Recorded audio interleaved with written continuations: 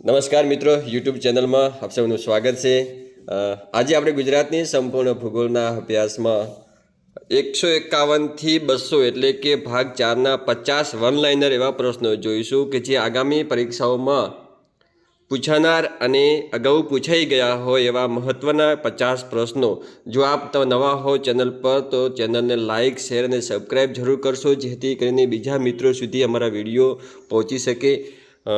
મિત્રો, શરૂ કરીએ પ્રશ્નો। તો ગુજરાતનું ચેરાપુંજી તરીકે કોને ઓળખવામાં આવે છે? તો ગુજરાતના ચેરાપુંજી તરીકે કપરાડા ઓળખાય છે।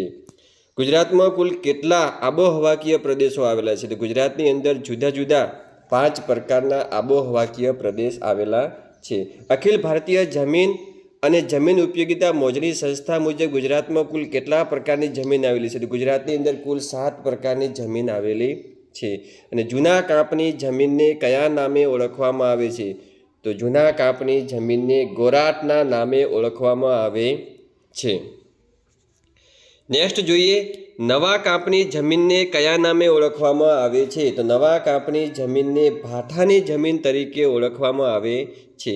કાપની જમીનમાં કયા તત્વનું પ્રમાણ વધુ હોવાથી તે આલ્કલીવાળી બને છે? તો કાપની જમીનની અંદર ફોસ્ફરસનું પ્રમાણ વધુ હોવાથી તે જમીન આલ્કલીવાળી બને છે। ગુજરાતમાં 50% કરતાં પણ વધુ વિસ્તારમાં કયા પ્રકારની જમીન આવેલી છે? તો ગુજરાતમાં 50% કરતાં પણ વધુ વિસ્તારમાં કાંપવાળી જમીન આવેલી છે, જેનું મુખ્ય કારણ વધારે પડતી નદીઓના કારણે। કયા પ્રકારની જમીનમાં સેન્દ્રિય તત્વોનું પ્રમાણ સૌથી વધુ હોય છે? તો જંગલોની જે જમીન છે એમાં સેન્દ્રિય તત્વોનું પ્રમાણ વધુ હોય છે। અને કયા પ્રકારની જમીનમાં સેન્દ્રિય તત્વોનું પ્રમાણ સૌથી ઓછું હોય છે? તો રેતાળ પ્રકારની જમીનમાં સેન્દ્રિય તત્વોનું પ્રમાણ સૌથી ઓછું હોય છે। નેક્સ્ટ પ્રશ્ન જોઈએ, ગુજરાતમાં પડખાઉ જમીન માત્ર કયા જિલ્લામાં જોવા મળે છે? તો ગુજરાતની અંદર પડખાઉ જમીન એ ડાંગ જિલ્લામાં જોવા મળે છે। ઊંડી કાળી જમીનનો ઘેરો કાળો રંગ કયા ખનિજને આભારી છે? તો ઊંડી કાળી જમીનનો ઘેરો કાળો રંગ એ કેલ્શિયમ, મેગ્નેટાઇટ અને ટિટાની ફેરસને આભારી છે। કઈ જમીનને સ્વયં ખેડાતી જમીન કહેવામાં આવે છે? તો કાળી જમીન એ સ્વયં ખેડાતી જમીન કહેવામાં આવે છે, કારણ કે તે સુકાઈ જતાં એમાં તિરાડો પડે છે। નેક્સ્ટ પ્રશ્ન જોઈએ, ગુજરાતમાં સૌથી વધુ ખારાશવાળી જમીન ક્યાં આવેલી છે? તો ગુજરાતમાં સૌથી વધુ ખારાશવાળી જમીન એ કચ્છ જિલ્લામાં આવેલી છે। ગુજરાતમાં ક્ષારીય જમીનોની સુધારણા માટે ખારલેન્ડ એક્ટ ઘડવામાં આવ્યો હતો, તો તે ક્યારે ઘડાયો છે? તો ઈસવીસન 1963માં ખારલેન્ડ એક્ટ ઘડાયું છે। સૌરાષ્ટ્રમાં આવેલ ધારની જમીનમાં કયો પાક વધુ લેવાય છે? તો ધારની જમીનની અંદર મગફળીનો પાક સૌથી વધારે લેવાય છે। અને કયા વૃક્ષોનો ઉપયોગ જમીનમાં ક્ષાર ઘટાડવા માટે થાય છે? તો મિત્રો, મહત્વનો પ્રશ્ન છે। જુલી, ફ્લોરા અને કેસુરીના વૃક્ષોનો ઉપયોગ એ જમીનની અંદર ક્ષાર ઘટાડવા માટે ઉપયોગ થાય છે।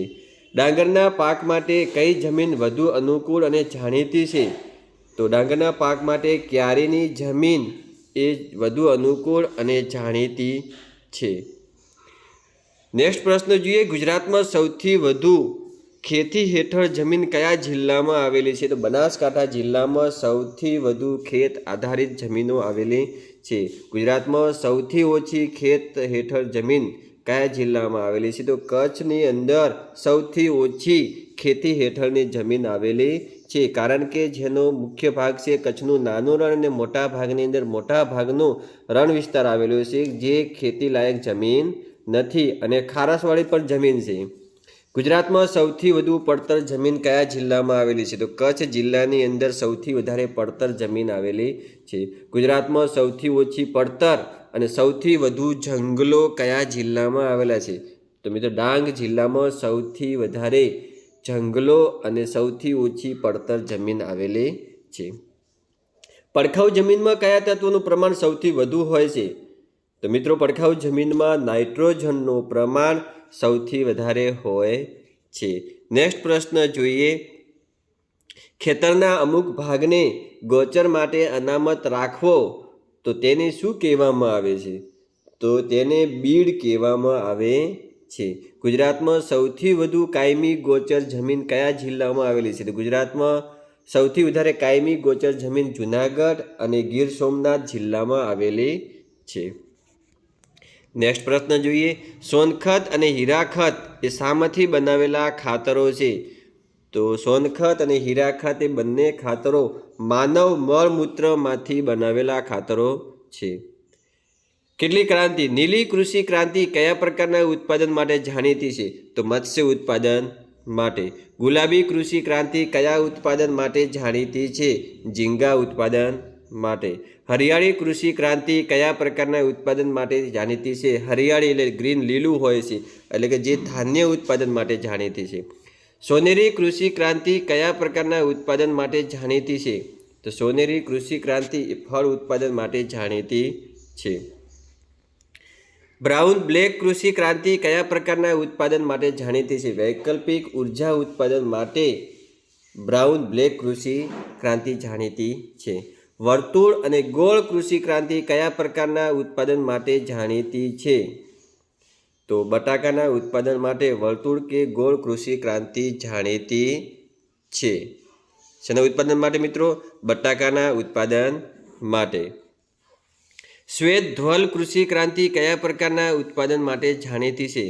તો શ્વેત ધ્વલ, શ્વેત એટલે સફેદ રંગ, એટલે સફેદ રંગની કૃષિ ક્રાંતિ એટલે દૂધ ઉત્પાદન માટે જાણીતી છે। મિત્રો યાદ રાખવા માટે શોર્ટકટ રીવ છે। પીળી કૃષિ ક્રાંતિ કયા પ્રકારના ઉત્પાદન માટે જાણીતી છે? તો પીળી કૃષિ એ તેલીબિયાના ઉત્પાદન માટે જાણીતી છે। તેલીબિયાનો રંગ પીળાશ પડતો હોય એટલા માટે એને યાદ રાખવા માટે પીળી કૃષિ ક્રાંતિ તરીકે પણ યાદ રાખી શકાય। લાલ કૃષિ ક્રાંતિ કયા પ્રકારના ઉત્પાદન માટે જાણીતી છે?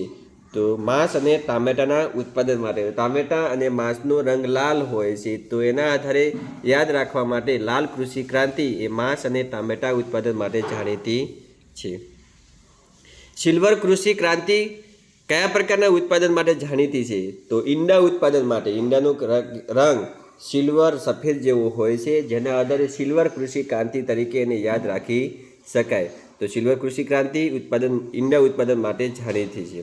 મેઘધનુષ્ય કૃષિ ક્રાંતિ કયા પ્રકારના ઉત્પાદન માટે જાણીતી છે? મેઘધનુષ્યની અંદર વિવિધ રંગોનો સમૂહ હોય છે, એટલા માટે આપણે કહી શકીએ કે સર્વાંગી વિકાસ માટે એક મેઘધનુષ્ય કૃષિ ક્રાંતિ જાણીતી છે। અને ભૂરી કૃષિ ક્રાંતિ કયા પ્રકારના ઉત્પાદન માટે જાણીતી છે? તો ખાતર ઉત્પાદન માટે ભૂરી કૃષિ ક્રાંતિ જાણીતી છે। નેક્સ્ટ પ્રશ્ન જોઈએ, ગુજરાતમાં કુલ કેટલા ખેત આબોહવાકીય વિભાગો આવેલા છે? તો ગુજરાતમાં કુલ 8 પ્રકારના ખેત આબોહવાકીય વિભાગો આવેલા છે। ઘઉંના ઉત્પાદનમાં ગુજરાત એ ભારતમાં કયું સ્થાન ધરાવે છે? તો 7મું સ્થાન ધરાવે છે। ગુજરાતમાં સૌથી વધુ ઘઉંનું ઉત્પાદન કયા જિલ્લામાં થાય છે? તો અમદાવાદ જિલ્લામાં સૌથી વધારે ઉત્પાદન થાય છે, અને એમાં પણ ભાલ પ્રદેશ એ સૌથી વધારે પ્રખ્યાત છે ઘઉં ઉત્પાદન માટે।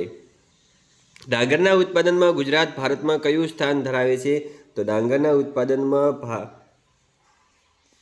ગુજરાત ભારતમાં 14મું સ્થાન ધરાવે છે। અને કયો રોગ ડાંગરના પાકને થાય છે? તો બ્લાસ્ટ, પાનનો ઝાડ અને ગલત આંજીયો રોગ એ ડાંગરના પાકને થાય છે। નેક્સ્ટ પ્રશ્ન જોઈએ, બાજરીના ઉત્પાદનમાં ગુજરાત ભારતમાં કયું સ્થાન ધરાવે છે?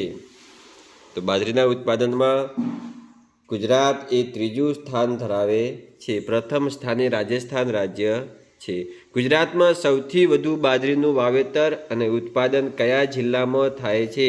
તો બનાસકાંઠા જિલ્લામાં સૌથી વધારે વાવેતર અને સૌથી વધારે ઉત્પાદન થાય છે। ગુજરાતમાં કયા સ્થળે ડાંગરની ફોતરીમાંથી કાગળ બનાવવાના ઉદ્યોગો વિકસેલા છે? તો અમદાવાદના બાવળા ખાતે તથા સુરતમાં ડાંગરની ફોતરીમાંથી કાગળ બનાવવાના કારખાના આવેલા છે। ગુજરાતમાં કપાસનું સૌથી વધુ વાવેતર કયા જિલ્લામાં થાય છે? તો સુરેન્દ્રનગર જિલ્લામાં સૌથી વધારે કપાસનું વાવેતર થાય છે।